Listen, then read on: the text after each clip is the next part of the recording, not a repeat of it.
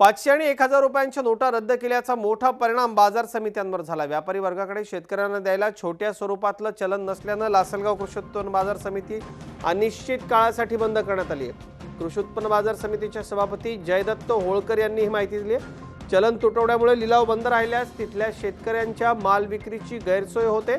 चलन पुरवठा तातडीने सुरळीत न झाल्यास शेतकरी वर्ग मोठ्या अडचणीत सापडणार आहे। नाशिक जिल्ह्यामधली लासलगावची बाजार समिती सबंध देशाला कांदा पुरवते।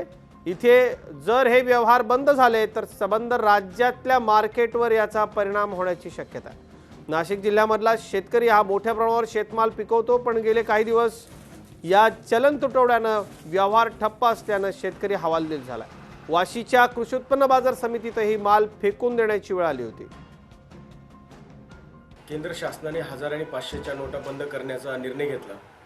त्यानंतर लासलगावसह संपूर्ण जिल्ह्यातील राज्यातील बाजार समित्या त्या ठिकाणी बंद पडल्या, कारण व्यापाऱ्यांचे असे म्हणणं आहे की आम्हाला या ठिकाणी लिक्विड कॅश या ठिकाणी उपलब्ध नाही आहे आणि त्यामुळे शेतकऱ्यांना देण्यासाठी पैसा नसल्यामुळे आम्ही या ठिकाणी खरेदी करताना आम्हाला अनेक अडचणी समोर येत आहेत। आता सुद्धा 15 ते महिनाभर या ठिकाणी बाजार समित्या बंद राहतील का काय अशी परिस्थिती या ठिकाणी निर्माण झालेली आहे।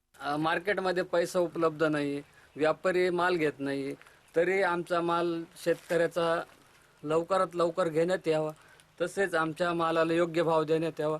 नाहीतर मोदी सरकारने आमचा जो कांदा आहे तो हमी भावाने खरेदी करावा, एवढी आमची सर्व शेतकऱ्यांची मागणी आहे। झी 24 तास रहा एक पाऊल पुढे।